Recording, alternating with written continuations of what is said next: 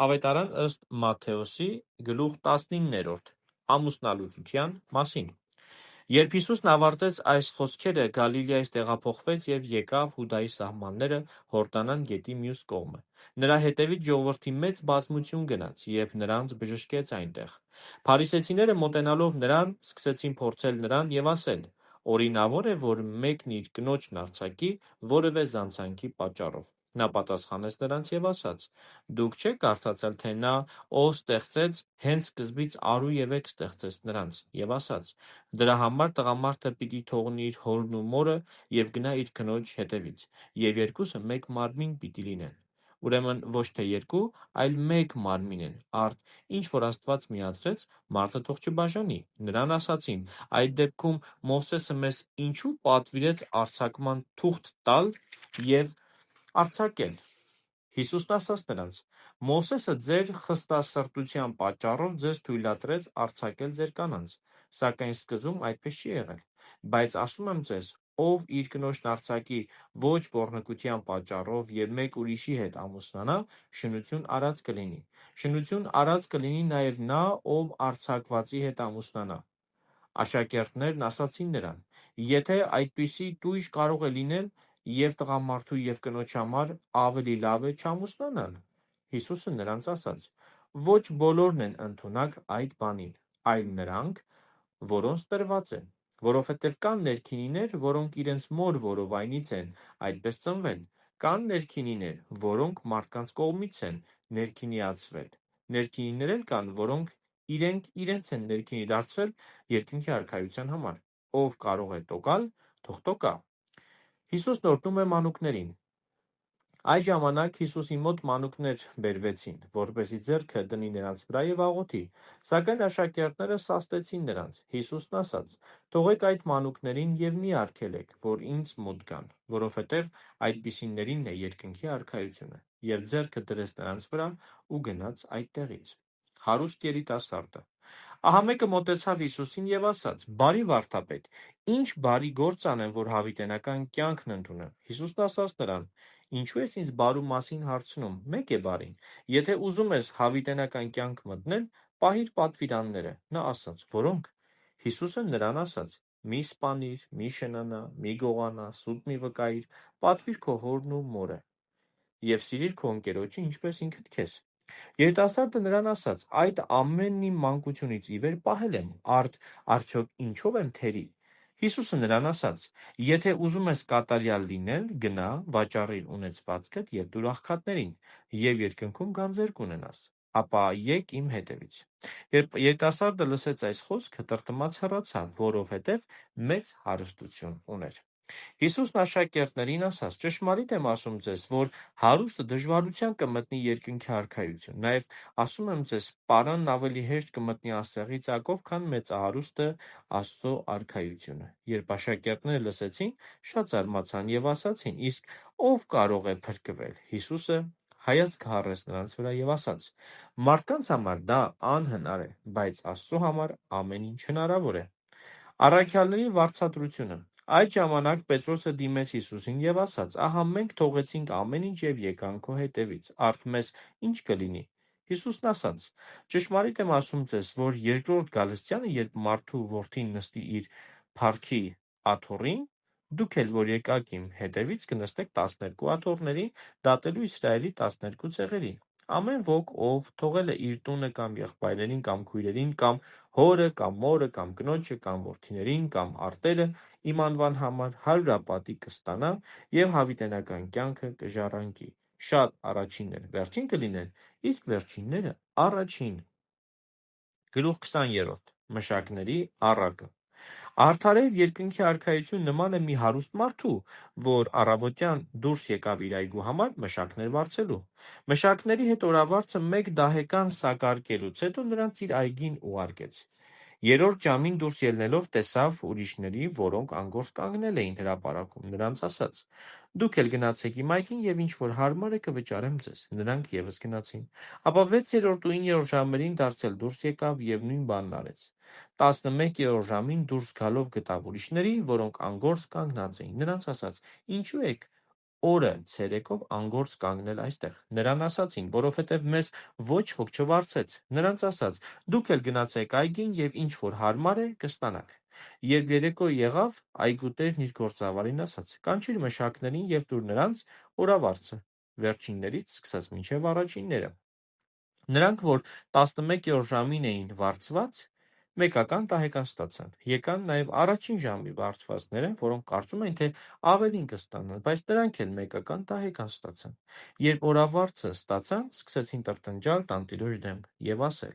Վերջին ժամերի եկածները 1 ժամ աշխատեցին, իսկ դու նրանց հավասար դարձրիր մեզ, որ օրվա ծանրությունն ու տոթը տարանք։ Նա պատասխանեց նրանցից մեկին եւ ասաց. ընկեր, քեզ չեմ զրկում, միթե ինձ հետ 1 դահեկանի չսակարկեցիր, վերցրու քոնը եւ գնա։ Այս վերջիններին ուզում եմ տալ այնքան, որքան քեզ, միթե իրավունք չունեմ ուզածիս պես գործածելու այն, ինչ իմն է, կամ թե նախանձում ես, որ ես առատաձեռն եմ։ Այսպես էլ վերջինները առաջին կլինեն եւ առաջինները վերջին, որովհետեւ կանչվածները շատ են, իսկ ընտրյալները քիչ։ Հիսուսը կրկին խոսում է իր մահվան եւ հարության մասին։ Երբ Հիսուսը Երուսաղեմ էր բարձրանում, 12-ին առանձնացրեց ճանապարհին, ասաց նրանց. ահա Երուսաղեմ ենք բարձրանում եւ մարդու որդին մատնվելու է քահանայապետերին ու դպիրներին. նրան մահվան են դատապարտելու եւ հեթանոսներին հանձնելու, որ ծաղրվի, ծեծվի, խաչը անվի եւ երրորդ օրը հարություն առնի։ Զեբեդեոսի որդիների մոր խնդրանքը։ Այդ ժամանակ Հիսուսին մոտեցավ Զեբեդեոսի որդիների մայրը իր որդիների հետ երկրպագում եւ նրանից բան էր խնդրում։ Հիսուսը նրան հարցրեց. Ինչ ես ուզում։ Կինն ասաց նրան. խոստացիր, որ իմ այս 2 որդիները քո արքայության մեջ կնստեն, մեկը աջ կողմում, մյուսը ձախ կողմում։ Հիսուսը պատասխանեց. չգիտեք, թե ինչ եք խնդրում։ Կարող եք խմել այն բաժակը, որը ես եմ խմելու, կամ մկրտվել այն մկրտության, որով ես եմ մկրտվելու։ Նրան ասացին. կարող ենք։ Հիսուսը նրանց ասաց. իմ բաժակը խմելու եք եւ այն մկրտության, որով ես եմ մկրտվելու եք, բայց իմ աջ ու ձախ կողմերում նստեցնել ես չեմ տալու, այլ դա նրանց համար է, որոնց տրված է իմ Հորից։ Երբ մյուս 10 աշակերտները լսեցին, բարկացան 2 եղբայրների վրա։ Հիսուսը նրանց իր մոտ կանչեց եւ ասաց. գիտեք, որ ազգերի իշխանավորները տիրում են նրանց եւ մեծամեծները իշխում են նրանց վրա, սակայն ձեր մեջ այդպես չպետք է լինի, այլ ձեզնից ով ցանկանա մեծ լինել, ձեր ծառան պետք է լինի, եւ ձեզնից ով ցանկանա առաջինը լինել, ձեր ծառան պետք է լինի։ Ինչպես որ մարդու որդին չեկավ ծառայություն դնելու, այլ ծառայելու եւ իր կյանքը շատերի փոխարեն որպես փրկագին տալու։ Երիքովի 2 կույրերի բժշկումը։ Մինչ նրանք Երիքովից դուրս էին գալիս, Հիսուսի հետևից մի մեծ բազմություն գնաց։ Ահա 2 կույրեր նստած էին ճանապարհի եզրին։ Երբ լսեցին, որ Հիսուսն անցնում է, աղաղակեցին եւ ասացին. «Ողորմիր մեզ, Հիսուս, Դավթի որդի»։ Ժողովուրդն սկսեց սաստել նրանց, որ լռեն, իսկ նրանք ավելի բարձր էին աղաղակում եւ ասում. «Ողորմիր մեզ, Տեր, Դավթի որդի»։ Հիսուսը կանգ առավ, կանչեց նրանց եւ ասաց. «Ինչ եք ուզում, որ անեմ ձեզ համար»։ Նրանք ասացին. «Տեր, թող մեր աչքերը բացվեն»։ Հիսուսը գթած դիպավ նրանց աչքերին, նրանց տեսողությունն իսկույն վերականգնվեց եւ գնացին նրա ետևից։ Գլուխ 21. Հիսուսի մուտքը Երուսաղեմ։ Երբ մոտեցան Երուսաղեմին եւ եկան Բեթփագե Ձիթենյանց լեռան մոտ, Հիսուսն իր աշակերտներից 2-ին ուղարկեց եւ ասաց. գնացեք այդ գյուղը, որ ձեր դիմացն է, եւ այնտեղ անմիջապես կգտնեք կապված մի էշ, քուռակն էլ հետը, արձակեք, բերեք ինձ։ Եթե որևէ մեկը ձեզ ինչ որ բան ասի, կասեք. դրանք պետք են Տիրոջը, եւ նա իսկույն կուղարկի դրանք։ Բայց այս ամենը պատահեց, որպեսզի իրականանար մարգարեի խոսքը, որ ասում է. ասեք Սիոնի դստերը, ահա քեզ մոտ է գալիս քո թագավորը, հեզ եւ նստած էշի ու էշի քուռակի վրա։ Աշակերտները գնացին եւ արեցին այնպես, ինչպես Հիսուսն էր կարգադրել իրենց, բերեցին էշն ու քուռակը, նրանց վրա գցեցին իրենց հագուստները, ապա Հիսուսը նստեց դրանց վրա։ Ժողովրդի միջից շատերը իրենց հագուստները փռում էին ճանապարհի վրա, ուրիշները ծառերից ճյուղեր էին կտրտում եւ փռում ճանապարհին։ Առջևից ու հետևից գնացող բազմությունը աղաղակում էր եւ ասում. «Օրհնություն Դավթի որդուն, օրհնյալ է նա, որ գալիս է Տիրոջ անունով»։ օրհնություն Բարձրյալին։ Երբ Հիսուսը մտավ Երուսաղեմ, ողջ քաղաքը դղրդաց, ասում էին. «Ո՞վ է սա»։ Ժողովրդի բազմությունն ասում էր. «Սա Հիսուս Մարգարեն է, Գալիլեայի Նազարեթ քաղաքից»։ Տաճարում առևտուր անողների վտարումը։ Հիսուսը տաճար մտավ և վռնդեց բոլոր նրանց, ովքեր տաճարում վաճառում ու գնումներ էին անում։ Շուռ տվեց դոմայափոխների սեղաններն ու աղավնե վաճառների աթոռները։ Նրանց ասաց. «Գրված է. Իմ տունն աղոթքի տուն պիտի կոչվի, այնինչ դուք այն ավազակների որջերի եք վերածել»։ Հիսուսը տաճարում։ Տաճարում կույրեր ու կաղեր մոտեցան Հիսուսին և բժշկեց նրանց։ Երբ քահանայապետներն ու դպիրները տեսան Հիսուսի կատարած հրաշքները և մանուկներին, որ տաճարում աղաղակում էին և ասում. «Օրհնություն Դավթի որդուն», բարկացան և ասացին նրան. «Լսո՞ւմ ես, թե ինչ են ասում դրանք»։ Հիսուսն ասաց նրանց. «Այո, դուք չե՞ք կարդացել, թե երեխաների ու ծծկերների բերանով օրհնությունը կատարեցիք»։ Եվ նրանց թողնելով՝ քաղաքից դուրս ելավ դեպի Բեթանիա և այնտեղ գիշերեց։ Անիծված թզենին։ Առավոտյան, երբ Հիսուսը քաղաք էր վերադառնում, քաղց զգաց։ Ճանապարհի վրա մի թզենի տեսնելով մոտեցավ և վրան տերևից բացի ոչինչ չգտավ։ Եվ թզենուն ասաց. «Այսուհետև քեզնից հավիտյան թող պտուղ չլինի»։ Նույն պահին թզենին չորացավ։ Երբ աշակերտները տեսան, զարմացան և ասացին. «Թզենին ինչպե՞ս իսկույն չորացավ»։ Հիսուսը պատասխանեց և ասաց. «Ճշմարիտ եմ ասում ձեզ, եթե հավատ ունենաք և չերկմտեք, ոչ միայն կարող եք անել այդ թզենուն պատահածը, այլև թեկուզ այդ լեռանն ասեք ելիր ու ծովն ընկիր, կկատարվի։ Այն ամենը, ինչ աղոթքի մեջ հավատքով խնդրեք, կստանաք»։ Հարց Հիսուսին իր իշխանության մասին։ Հիսուսը տաճար եկավ և մինչ ուսուցանում էր, նրան մոտեցան քահանայապետներն ու ժողովրդի ծերերը և հարցրին. «Ինչ իշխանությամբ ես անում այդ բաները, և ո՞վ տվեց քեզ այդ իշխանությունը»։ Հիսուսը պատասխանեց և ասաց նրանց. «Ես էլ ձեզ մի բան հարցնեմ, եթե ինձ ասեք, ես էլ ձեզ կասեմ, թե ինչ իշխանությամբ եմ անում այս բաները։ Հովհաննեսի մկրտությունը որտեղից էր, երկնքի՞ց, թե մարդկանցից»։ Նրանք սկսեցին իրար մեջ խորհել և ասել. «Եթե ասենք երկնքից, մեզ կասի, ապա ինչու չհավատացիք նրան, իսկ եթե ասենք մարդկանցից, ժողովրդից ենք վախենում, որովհետև բոլորն էլ Հովհաննեսին մարգարե են համարում»։ Պատասխան տվեցին Հիսուսին և ասացին. «Չգիտենք»։ Հիսուսն էլ նրանց ասաց. «Ես էլ ձեզ չեմ ասի, թե ինչ իշխանությամբ եմ անում այս բաները»։ Առակ երկու որդիների մասին։ Բայց ձեզ ինչպես է թվում, մի մարդ երկու որդի ուներ, մոտեցավ առաջինը և ասաց. «Որդյակ, այսօր գնա աշխատիր այգում»։ Նա պատասխանեց և ասաց. «Գնում եմ, տեր», բայց չգնաց։ Մոտեցավ նաև մյուսին և նույն բանն ասաց։ Նա պատասխանեց և ասաց. «Չեմ ցանկանում», բայց հետո զղջաց և այգի գնաց։ Արդ երկուսից ով կատարեց հոր կամքը։ Նրանք ասացին. «Վերջինը»։ Հիսուսն ասաց.